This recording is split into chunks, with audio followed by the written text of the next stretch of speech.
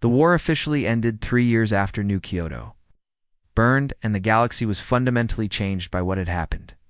Humanity demobilized their military forces with the same efficiency they had shown in mobilization, and soldiers returned.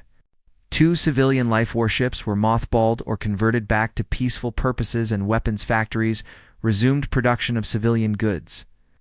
The transformation happened so quickly that observers might have believed the military buildup had been temporary, except for one critical difference. Every human still maintained combat training, and every shipyard could switch to military production within days. The galaxy had learned that humanity's peaceful nature was a choice they made daily, and not a fundamental inability to wage war. A galactic council requested humanity's return and promised reforms and better procedures for handling future conflicts. Admiral Vance attended the first post-war council session, and the chamber fell silent. When she entered, species representatives who had watched humanity dismantle an entire empire in 3 years looked at her with barely concealed nervousness. "The Council welcomes Earth's representatives back," the Council speaker said formally. "We hope to rebuild the cooperation and friendship that existed before this unfortunate conflict." Vance stood at the human podium that Ambassador Chen had abandoned years earlier. "Humanity appreciates the welcome," she said with careful politeness.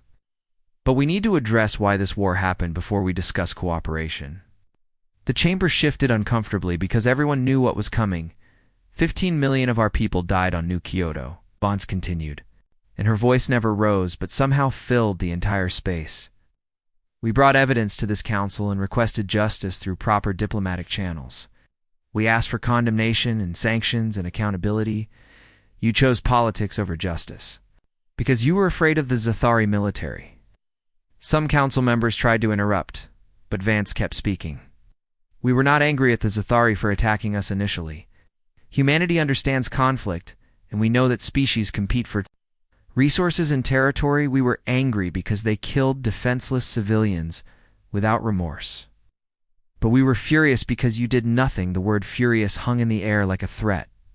"Every species in this chamber has wronged humanity at some point in 300 years, Vance said while looking at specific representatives. "The Krathan bombed our medical station and killed 200 people. We forgave them because they showed genuine remorse and worked to make amends. The Vrel consumed 3 of our agricultural worlds. We forgave them because they were acting on instinct, and we found a solution that benefited everyone. The Zathari showed only contempt for life and refused all diplomatic solutions.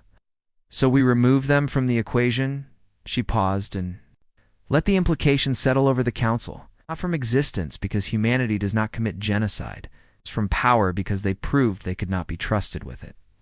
Council members wanted to argue, but the evidence was undeniable. The Zathari still existed, but would never again threaten galactic peace.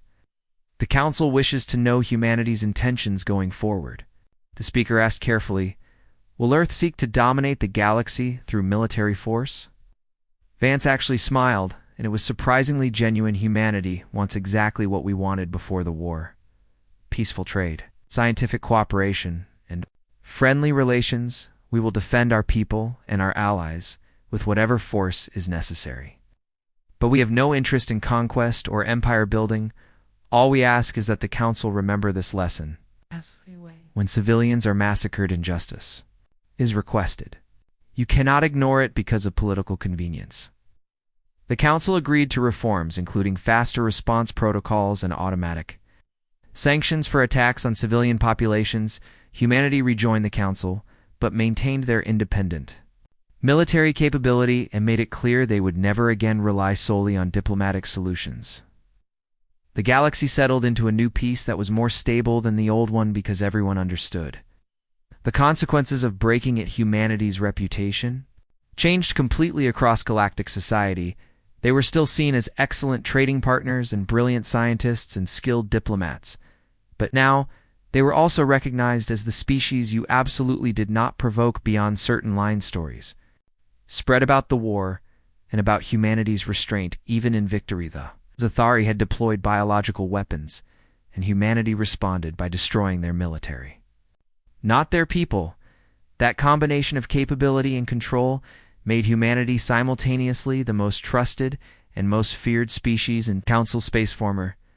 Dominion subjects, who humanity had helped liberate, became Earth's strongest allies, they told. Stories about human advisors, who taught them to fight for freedom, and human fleets that protected their new governments.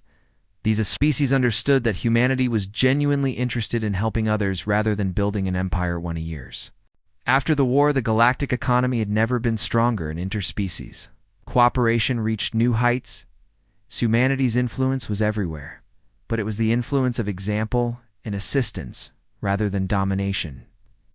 Peacekeepers were requested for conflict zones because all parties trusted them to be fair human. Mediators resolved disputes because they had proven they would enforce their decisions if necessary. The Zathari homeworld became a case study in humanity's approach to defeated enemies. The monitoring stations humanity established remained active and prevented any spaceflight beyond the star system, but human aid workers helped Zathari communities rebuild their society without military infrastructure. Young Zathari grew up learning about the war and about why their species had been confined. Some felt anger at humanity for the restrictions, but others understood that existence itself was mercy. Krivas had become the unofficial leader of the Zathari people, and he worked to ensure future generations understood the lessons. He established cultural exchange programs with humanity where Zathari students could study on Earth under supervision.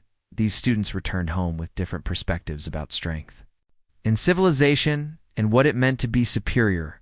One such student, named Vixara, became a teacher and tried to explain to her pupils what she had learned. Humanity defeated us completely, she said to a classroom of young Zathari.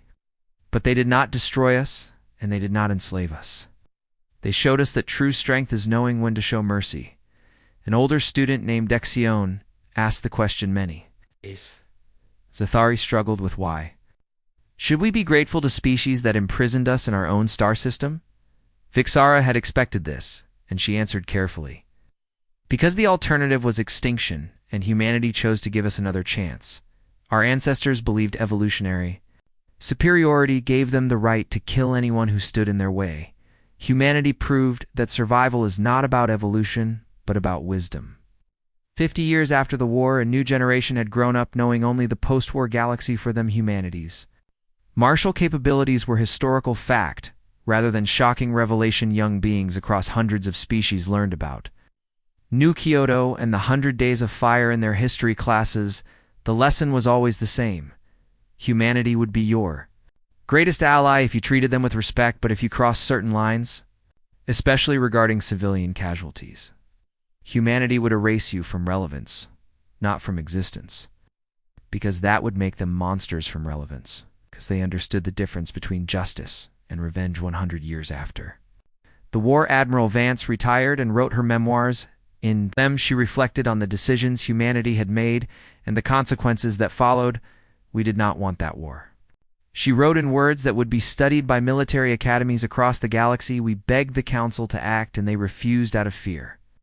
So we acted ourselves, and we made sure the Zathari could never threaten anyone again. Some species feared us afterward, and some praised us, but what mattered was that innocent civilians were safer because we had drawn a line and defended it. 200 years after the war, humanity proposed lifting some restrictions on Zathari spaceflight. Council debated for months before agreeing to allow limited travel within strictly monitored conditions. Now ancient even by Zathari standards, was still alive to see his people take their first tentative steps back into galactic society. Met with the human ambassador and expressed gratitude that felt genuine despite the complicated history. Your species gave mine something we did not deserve, Kriva said quietly, a second chance and time to become better than we were. The ambassador, a young woman named Liu, who had been born after the war, smiled gently. Humanity believes in growth and redemption, she replied, but we also believe in accountability and consequences. Your people are getting another chance because you have shown genuine change. 300 years after the war, a Zathari child named Lixana stood in a museum on the homeworld looking at displays about the Dominion. She saw recordings of Extor declaring Zathari superiority in images of conquered worlds. She saw the ruins of New Kyoto and the names of 15 million dead humans, and she saw footage of human fleets withdraw. 6 months into the war, the Zathari Dominion was in complete collapse, and the galaxy watched with a mixture of awe and growing concern. Every Zathari military installation had been destroyed or captured by rebel forces armed and trained. By human advisors, the Dominion's subject species were now free and establishing their own governments. With human protection guaranteeing their independence, Zathari military forces were scattered and demoralized. Unable to coordinate or mount any effective resistance against human operations, the Galactic Council convened emergency sessions. Weekly, trying to understand what was happening and whether humanity would stop, council members sent desperate messages to Earth requesting negotiations and peace talks and assurances that humanity would not continue beyond reasonable victory. Ambassador Chin's replacement was Admiral Sarah Vance, who had commanded the Fifth Fleet during the liberation of the Karathi systems. Vance attended council sessions in full military uniform and listened politely to requests and suggestions and demands. Humanity appreciates the council's concern, she said with perfect diplomatic courtesy that somehow felt threatening. We will continue military operations until we are satisfied that the Zathari Dominion no longer poses a threat to any species. Council representatives argued that the Dominion was already defeated, and that continuing the war was unnecessary, and excessive. Vance smiled, and it was not a warm expression at all. The Dominion said the same thing about New Kyoto being unnecessary. She replied calmly, they believe their needs superseded the lives of 15 million civilians. Humanity will determine when this war is finished. The human advance pushed into Zathari core worlds, and their strategy remained consistent. Total demilitarization with minimal civilian casualties. Human forces would surround a Zathari world and broadcast evacuation warnings before destroying military targets. With precision strikes, civilians who evacuated were protected and cared for. Who stayed were carefully avoided unless they took up arms. Zathari military commanders who surrendered were treated according to standard prisoner protocols. Those who fought to the death were accommodated and their bodies returned to their people. With full military honors, humanity showed they could be ruthlessly efficient at destruction while maintaining strict ethical standards, and this combination was more terrifying than simple brutality would have been. The Zathari leadership made increasingly desperate decisions as their empire crumbled around the Mixther. Proposed using forbidden weapons including reality distortion devices that could tear holes in space-time itself. The Dominion Council rejected this because such weapons would destroy Zathari worlds as readily as human ones. Then the Dominion's research division presented what they believed would be their salvation. A biological weapon specifically designed to target human genetics. The plague was engineered to be highly contagious and rapidly fatal, causing human cells to break down at the molecular level. Zathari scientists had studied human biology from medical databases and diplomatic exchanges during the centuries of peace. They created something that would kill humans in days while leaving other species completely unaffected. This will break their will to fight, Extor declared with certainty born of desperation. When they see their colonies dying, they will sue for peace on any terms the biological weapon was deployed on for human colony worlds, using stealth delivery systems that humanity's defenses did not detect until it was too late. Within 48 hours, people on those worlds began dying, and human medical teams could not stop the infection spread. 2 million humans died before emergency protocols were implemented in the infected worlds, where Quarantinder's response came within 6 hours, and it was delivered by Admiral Vance to the Galactic Council. The Zathari Dominion has deployed biological weapons against civilian populations, she announced, and her voice was ice.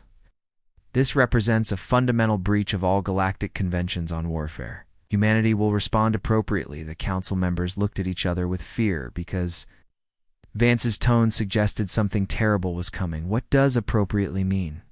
A counselor asked hesitantly. Vance looked directly at the camera that broadcast council sessions across the galaxy. It means the Zathari Dominion ends now and completely.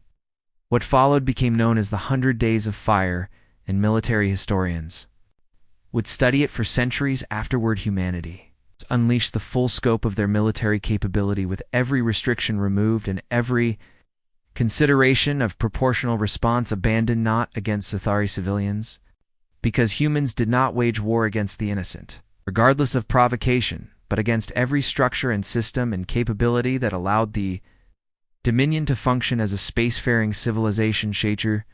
Shipyards were reduced to their component atoms by weapons that made nuclear explosions look gentle military. Academies and training facilities were destroyed so thoroughly that their locations became nothing but craters. Government buildings that housed Dominion leadership were identified and eliminated with surgical precision. Communication satellites were shot down, and power generation facilities were disabled, and transportation infrastructure was systematically dismantled.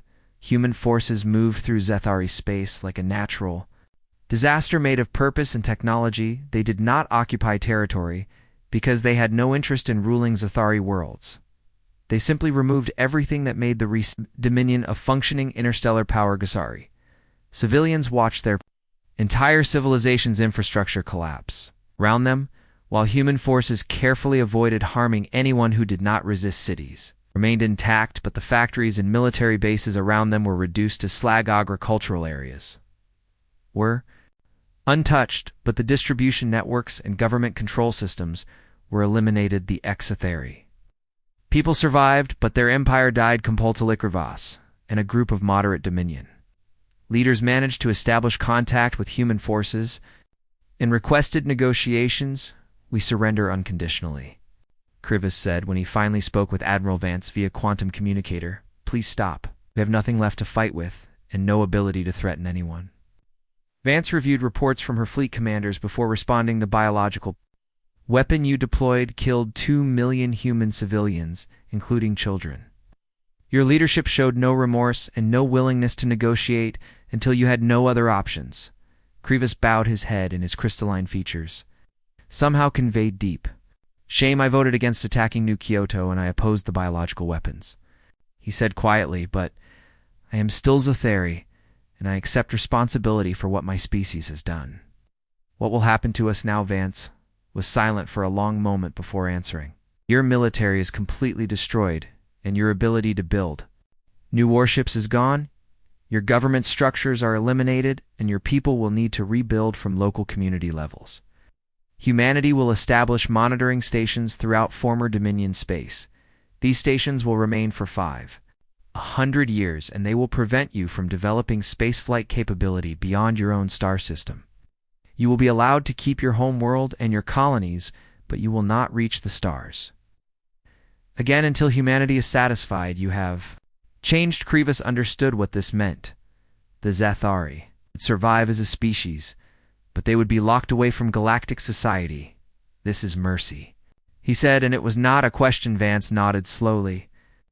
Humanity wanted justice, and the Council refused to provide it, so we removed you from the equation ourselves. You still exist, and your people will survive, and perhaps in 5 centuries you will have learned why attacking civilians was wrong. But you will never again have the power to threaten anyone. The 100 Days of Fire ended with the Zethari Dominion reduced to scattered populations on isolated worlds. Human forces withdrew. After establishing automated monitoring systems that would alert them to any attempt at military reconstruction, the liberated species who had been Dominion subjects were given territory and resources and human support to build their own civilizations. The galaxy watched as humanity demonstrated exactly what happened when peaceful people were pushed beyond their limits. Zethari had not been conquered or enslaved or eliminated. They had been erased from relevance and locked away where they could never hurt anyone again. It was thorough, and it was final, and it was completely terrifying. The human counteroffensive began with systematic precision that made military analysts across the galaxy reevaluate everything they thought they knew about warfare. Humanity did not charge forward with fleets blazing in glorious battle. Instead, they studied their enemy with scientific detachment and identified every weakness and vulnerability. The Zethari Dominion relied on long supply lines that stretched across their conquered territories, bringing resources from dozens of worlds to fuel their war machine. Human strike groups appeared without warning along these supply routes. using stealth technology that made their ships nearly invisible until they opened 4 cargo vessels. Carrying ammunition and fuel and replacement parts were destroyed before they could send distress signals. Within 2 weeks, the Zathari military was experiencing shortages of critical supplies, and their advance slowed to a crawl. The Dominion tried to adapt by heavily defending their supply convoys with military escorts, but humans simply waited until the escorts were committed and then struck elsewhere. Human captains showed no interest in fair fights or honorable combat. They attacked when they had overwhelming advantage and withdrew when they did not. Zathari commanders who had trained for grand fleet battles found themselves fighting ghosts who refused to engage on anything but their own terms. The Dominion's communication network was next, and human cyber warfare specialists infiltrated Zathari military systems with viruses that corrupted data and created false reports. Zathari admirals received orders that had never been sent and fleet positions that were completely fabricated. Coordination between Dominion forces broke down as commanders stopped trusting their own intelligence and began second-guessing every directive. Then humanity began targeting Zathari infrastructure with surgical strikes that avoided civilian casualties, but crippled military capability. Shipyards that built Dominion warships were destroyed by human bombers that somehow penetrated defenses that should have been impenetrable weapons. Factories exploded from within as human saboteurs proved they could go anywhere and strike anything regardless of security measures. The Zathari began to realize they were not fighting a conventional war. They were being systematically dismantled like a machine taken apart by someone who understood exactly how it worked. Across Dominion space, the subject species who had been conquered and enslaved began receiving mysterious broadcasts in their own languages. Humanity offers you freedom and protection. The messages said with perfect translation and cultural understanding. We will provide weapons and training and intelligence support to anyone who wishes to resist.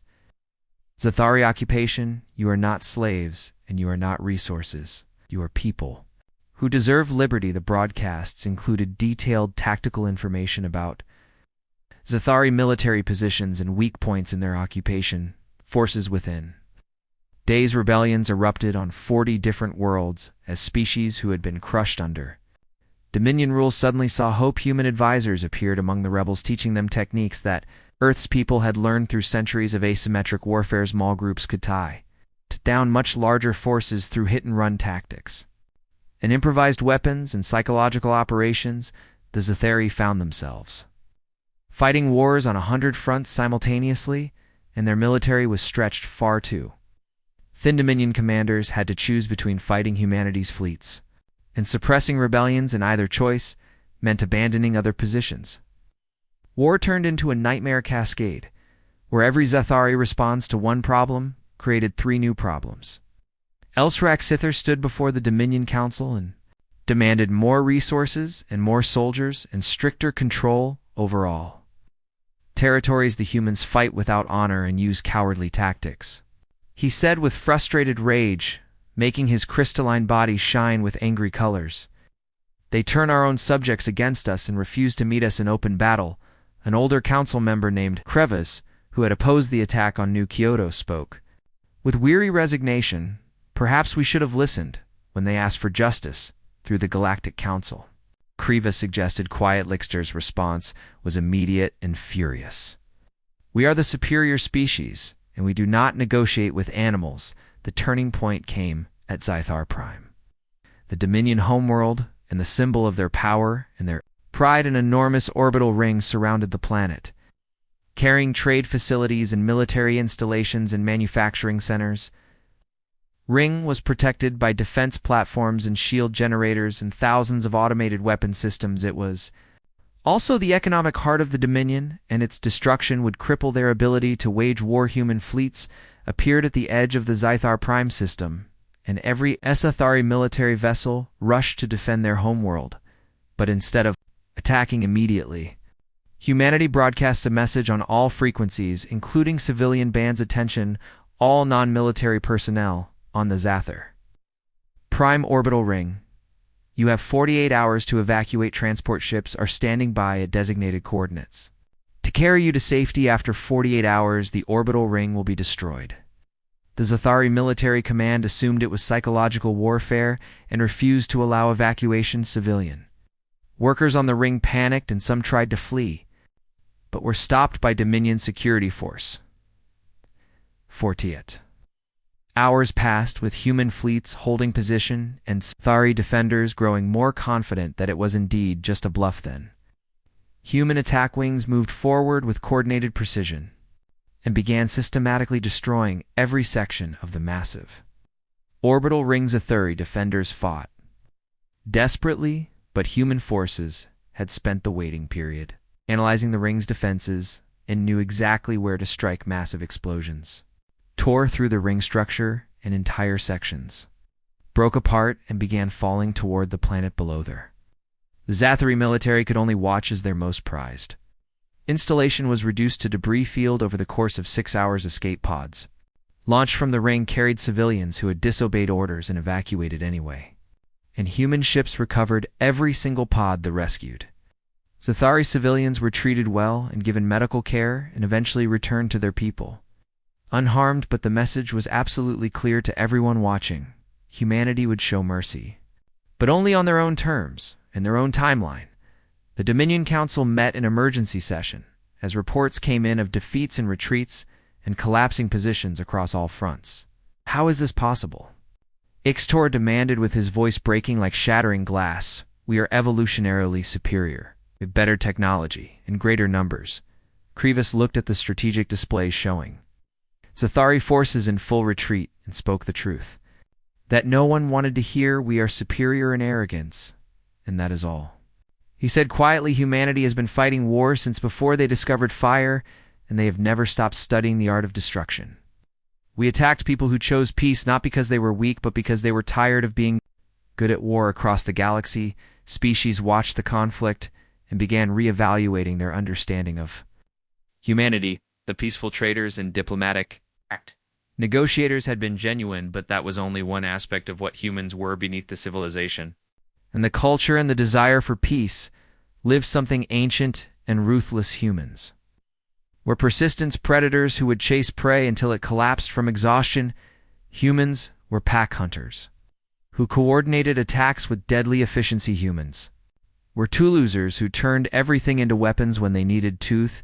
The galaxy had mistaken human kindness for weakness and human patience for inability. Now they watched as humanity demonstrated exactly what 300 years of peace had been holding back. The Zathari Dominion was not being conquered or occupied. It was being methodically erased as a military power. Every warship destroyed, every base eliminated, every supply line cut, not through brute force, but through calculated strategy, executed with relentless determination.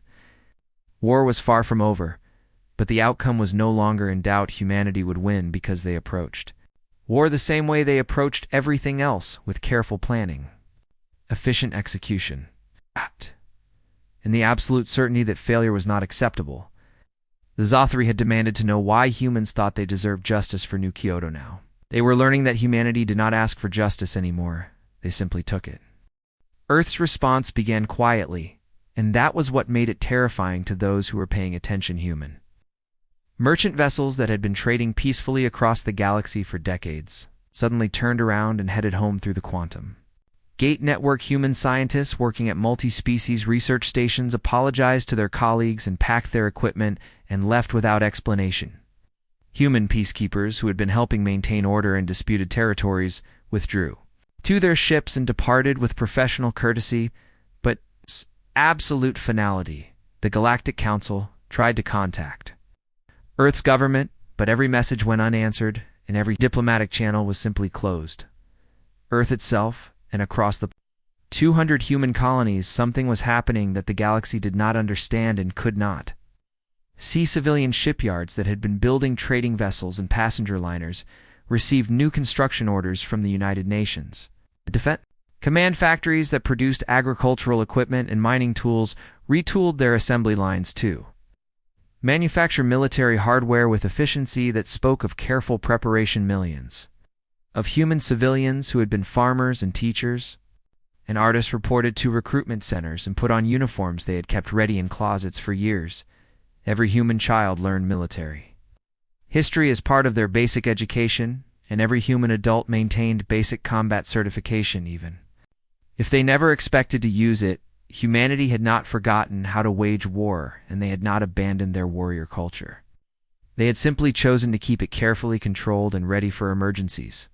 The galaxy saw peace-loving humans who built hospitals and shared technology and negotiated treaties, but humans saw themselves as warriors on extended leave now.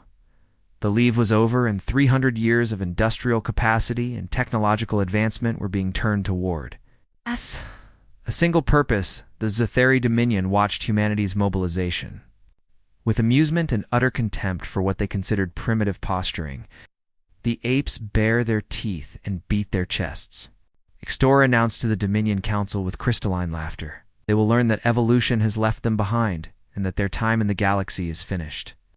The Zathari military command decided to teach humanity a lesson that would break them completely and forever. Fortress Valdez was humanity's strongest military Station outside of the Sol system, and housed the Third Fleet along with extensive shipyards and defense platforms. The fortress orbited a barren world that had been chosen specifically for its strategic location at the intersection of three major trade routes. 6 Zathari battle groups jumped into the Valdez system with enough firepower to glass a dozen planets, and their arrogance was matched only by their certainty of victory. Admiral Okonkwo commanded Fortress Valdez, and she had been waiting for this moment since New Kyoto burned all personnel to battle stations.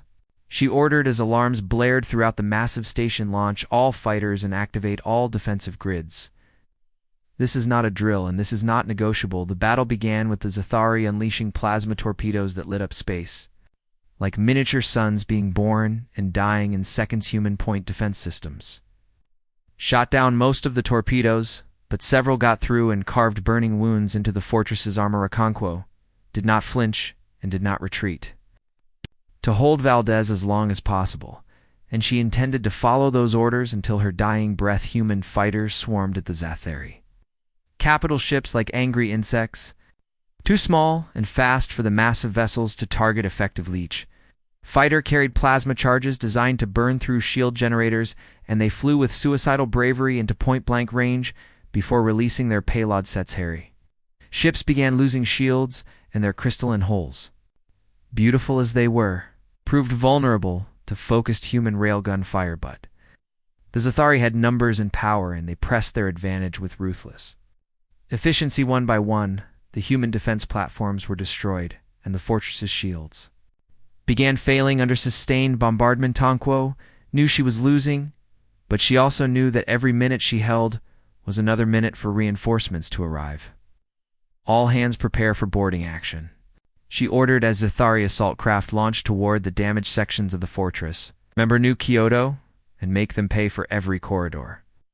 Human marines met the Zathari borders with weapons and fury that shocked the crystalline warriors, who expected quick surrender. Humans fought in ways the Zathari had never encountered: ambushes in darkened corridors, improvised explosives in ventilation systems, coordinated retreats that lured enemies into kill zones. Every section of the fortress that the Zathari captured cost them blood and time, and the realization that these primitive apes were terrifyingly good at close-quarters combat. Then human reinforcements arrived from 3 directions, and the Zathari suddenly found themselves trapped between Okonkwo's defenders and fresh fleets. Battle turned into a chaotic nightmare of ship-to-ship combat. At ranges so close that explosions from one vessel damaged others nearby, human captains rammed Zathari cruisers when their weapons failed, and human crews evacuated damaged sections rather than surrender them intact to boarding parties. After 16 hours of continuous fighting, the Zathari finally withdrew, leaving behind 30% of their fleet as burning debriefed Fortress Valdez still stood, but barely. 3/4 of its personnel were dead or wounded, and entire sections were exposed to vacuum. Okonkwo stood on her ruined bridge and looked at the casualty reports and allowed herself one moment of grief before pushing it down. Damage control teams, begin repairs, she ordered with a voice made harsh by smoke inhalation and exhaustion. Medical teams tend to the wounded, and someone get me a functional communication array. The Zathari had won the battle in the sense that they had forced the humans to abandon Valdez. But they had expected an easy victory, and instead suffered devastating losses. Captured Zathari ship commander named Vexler was brought before human intelligence officers for questioning, "Why did your people attack New Kyoto?" The interrogator asked in trade standard language. Vexler's crystalline features somehow managed to convey contempt even through the species barrier, "Because you were there and we wanted what you had," he said, as if explaining something obvious to a stupid child. "Your species exists at our sufferance, and you should be grateful we allow you to live." At all, the interrogation was broadcast to every human, military vessel, and every colony and back to Earth itself. Humanity's response was crafted carefully by the Security Council and transmitted across every communication channel in the galaxy. "To the Zathari Dominion, you have declared through your actions and your words that you view all other species as resources to be exploited or eliminated. You have murdered 15 million human civilians without provocation or remorse. You have rejected all diplomatic solutions and all paths to peace. Therefore, humanity will ensure you never threaten another species again. We will not conquer you because we are not interested in ruling your territory. We will not enslave you because we do not practice such abominations. We will simply remove your ability to harm others completely and permanently. This is not revenge, and this is not hatred. This is pest control." The message ended, and humanity's fleets began moving with coordinated precision that terrified even their former allies on the Council. The Zathari laughed at what they called empty threats from a dying species, but some of the older races who had studied human history recognized the tone and the phrasing. Humans were not angry in the emotional sense. They had moved past anger into something far more dangerous. They had made a decision with cold calculation and absolute certainty. Galaxy was about to witness what happened when humanity stopped trying to be civilized and simply focused on being efficient. War was coming, and it would be unlike anything the galaxy had seen in 1,000 years, not because humanity fought with advanced technology or overwhelming numbers, but because humanity fought to win completely, and they understood that victory meant their enemy could never threaten anyone again. The Zathari Dominion had made humanity angry, and now they would learn what erasure truly meant. The galaxy had learned to treat humanity with careful respect over the past 300 years since first contact. And there were good reasons for this cautious approach to Earth's children. Humans had proven themselves to be surprisingly forgiving and remarkably patient when other species made mistakes or even committed what might be considered acts of war. When the Krathan Empire accidentally bombed a human medical station, killing 200 doctors and nurses, everyone expected swift retaliation and bloody revenge. Instead, humanity sent negotiators who spent 5 years working out a peace treaty that actually benefited both sides and turned the Krathan from nervous enemies into grateful trading partners. The Vrel swarms consumed 3 human agricultural worlds in their mindless expansion, consuming everything in their path like locusts made of metal and hunger. The galaxy watched and waited for humanity to unleash whatever terrible weapons they surely kept hidden, but humans studied the Vrel and learned their reproduction cycles and migration patterns, then simply relocated the swarms to uninhabited systems where they could feed without harming anyone. Time and again, humanity chose diplomacy over destruction and peace over vengeance, which led the Galactic Council to believe that human warrior culture was nothing more than ancient history and primitive mythology. The council chambers on Centrum Station housed representatives from 47 species, and humans were considered among the most reliable and reasonable voices in any debate. Ambassador Chen had served Earth's interests for 15 years and was well liked by almost everyone. For his calm demeanor and his ability to find compromise in even the most heated disputes, then, the Zathari Dominion emerged from the galactic rim where no one had explored for centuries because the radiation levels made it nearly impossible to maintain equipment. Zathari were tall and elegant, with crystalline skin that refracted light in beautiful patterns, and their technology was surprisingly advanced for a species the galaxy had never encountered before. Their first diplomatic message to the Council was simple and direct. They claimed a vast region of space as their ancestral territory and demanded All other species evacuate within one standard year. Council debates went on for months as representatives argued about territorial rights and historical claims and the legal framework for expansion. The Zathari seemed content to wait and even participated in some discussions, though their representatives always spoke with barely concealed contempt for what they called lesser evolved beings. Then the Zathari stopped talking and started taking what they wanted with overwhelming military force that caught everyone by surprise. Fringe colonies belonging to smaller council members were conquered in days, and the inhabitants were either enslaved or eliminated depending on what the Zathari deemed most efficient. The Galactic Council convened emergency sessions and passed strongly worded condemnations and imposed symbolic sanctions that everyone knew were meaningless. Zathari ignored every message and every threat and continued their expansion with methodical precision. Human colonies were scattered throughout the galaxy, but most were far from Zathari space, and everyone assumed Earth's people would be spared simply by geographic New Kyoto. It was a peaceful world of 15 million souls who grew rice in vast orbital habitats and practiced traditional crafts and meditation techniques passed down through generations.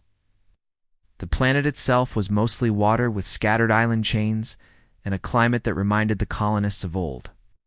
Earth's tropical regions beneath New Kyoto's crust lay deposits of corystine, a rare mineral used in advanced shield generation and faster than light drive construction. The Zathari wanted the corystine, and they saw no reason to negotiate with beings they considered primitive animals who happened to speak three Zathari.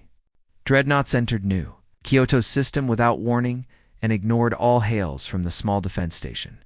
The station was destroyed first, and its 17 crew members died without ever firing a shot because they kept trying to establish communication. Then the dreadnoughts took up positions around New Kyoto and began bombardment with plasma weapons that superheated the atmosphere. 15 million people died in 18 minutes as the air itself became fire and the oceans boiled away and the orbital habitats exploded like flowers made of metal. And screaming the Zathari broadcast their reasoning across all frequencies so everyone would understand their efficiency and their superiority.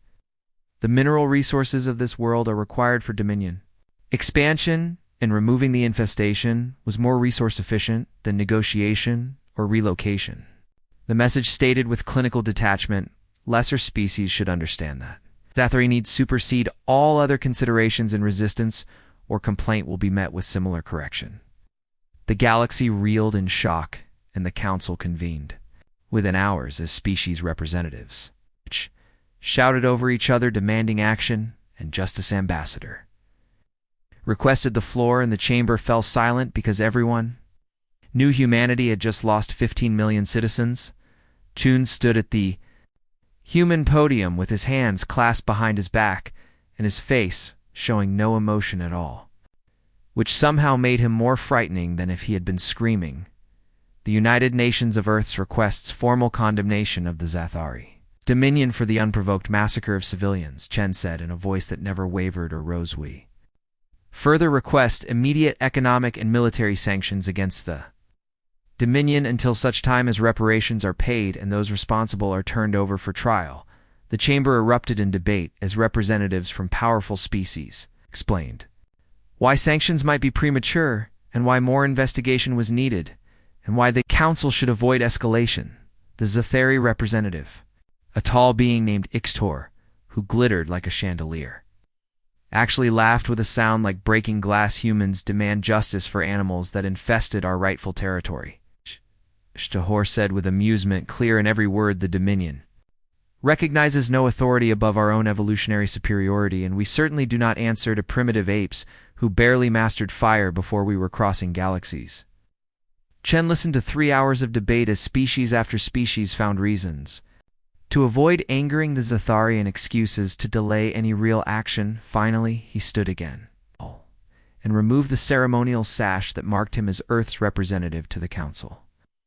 I resign my position effective immediately, Chen said, and his voice was still perfectly calm. Earth thanks the council for 3 centuries of cooperation, but we are clearly operating under different definitions of civilization and justice. He placed the sash on his podium and walked toward the exit while the chamber fell into shocked silence. At the door, Chen turned back one final time and looked at the assembled representatives of 47 species.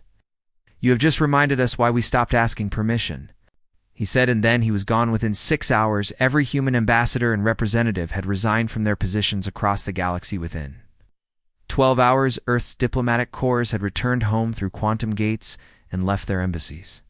Empty and dark. Within 24 hours, humanity issued a single statement to the galaxy. The United Nations of Earth withdraws from the Galactic Council effective immediately and reserves all rights of sovereign action. The Zathari celebrated. What they saw as weakness and cowardice from a species that talked about peace because they were too afraid to fight the rest of the galaxy watched. Humanity's scattered fleets began moving with coordinated purpose and felt the first stirrings of concerns. Something ancient was waking up in humanity and those who studied Earth's history remembered that humans had not always been peaceful. They had chosen peace after learning the true cost of war through countless conflicts and millions of deaths. But choice was not the same as inability, and patience was not the same as weakness. Galaxy was about to learn the difference.